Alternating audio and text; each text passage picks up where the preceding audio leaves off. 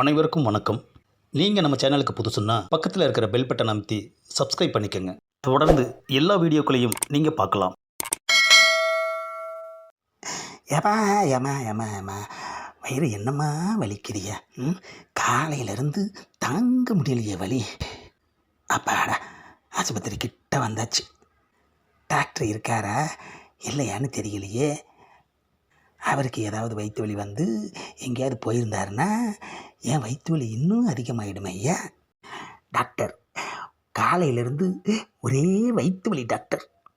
மற்றவங்களுக்கெல்லாம் 2 வயிற்று வலியாக வருது. ஆஹா, வந்ததுமே வலியை அதிகமாக்குறான் ஐயா. அது இல்லை டாக்டர், அது இல்லைன்னா வேற எது? வயிறு தான் டாக்டர். அப்புறம் ஏன் அது இல்லைன்னு சொல்கிற? அதுதான் டாக்டர், அதே தான். விடாமல் வயிற்று வலிக்குது. அப்போன்னா உடனே ஸ்கேன் பண்ணணும். ஸ்கேனில் ஏதாவது பிரச்சனை தெரிஞ்சதுன்னா ஆப்ரேஷன் தான் பண்ணணும். என்ன அது, ஆப்ரேஷனா? சாதாரண வயிற்று வலின்னு வந்தால் இவன் ஆப்ரேஷன் பண்ணணும்னு சொல்கிறானே ஐயா. எதுக்கு டாக்டர் ஆப்ரேஷன்? தேங்காய் அழுகையா நல்லதான்னு எப்படி கண்டுபிடிப்ப? உடச்சி பார்த்து தான் கண்டுபிடிக்கணும் டாக்டர். அதே மாதிரி தான் இதுவும். ஆப்ரேஷன் பண்ணினாதான் என்னன்றதை கண்டுபிடிக்க முடியும். என்ன அது, சாதாரண வயிற்று வலிக்கு இவன் வயிற்று அறுக்கணும்னு சொல்கிறான். ரொம்ப யோசிக்காமல் சீக்கிரம் பதில் சொல்லு. நான் அடுத்த பேஷண்ட்டை பார்க்கணும். டாக்டர், அறுக்காம கண்டுபிடிங்களேன். என்ன எங்கிட்டயே நக்கல் பண்ணுறியா? டாக்டர், நான் அந்த அர்த்தத்தில் சொல்லலை. டாக்டர், வலி ரொம்ப அதிகமாக இருக்குது. எங்கே வலிக்குதுன்னு நீங்கள் தான் கண்டுபிடிச்சி ஏதாவது மருந்து கொடுக்கணும். வலிக்கிறது உன்னோட வயிறு. நான் எப்படி வலியை கண்டுபிடிக்க முடியும்? ஆஹா, ஒரு டாக்டரே இப்படி கேட்டால் என்ன அர்த்தம் டாக்டர்? தெரியலன்னு அர்த்தம். சரி, அது போகட்டும்.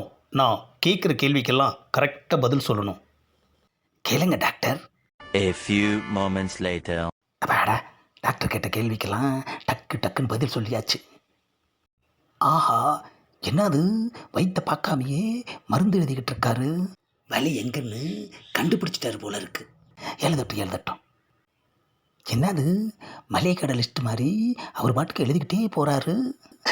ஆஹா, இப்படி எழுதுறதுக்கு தாயா டாக்டருக்கு படிக்கிறாங்க போல இருக்கு. முதல்ல ஃபீஸு 500 ரூபாய் கொடு. ரொம்ப அதிகமாக இருக்கே டாக்டர். அப்போது 1000 ரூபாய் கொடு. இல்லை டாக்டர், 500 ரூபாயே ரொம்ப கம்மியாக தான் இருக்குது.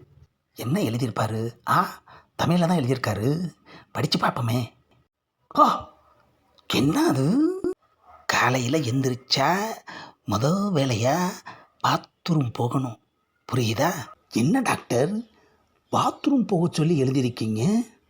ராத்திரிக்கு கண்டதையும் தின்னா காலையில் எந்திரிச்சதும் பாத்ரூம் போகணும். போகலைன்னா வயிற்ற வலிக்கத்தான் செய்யும்.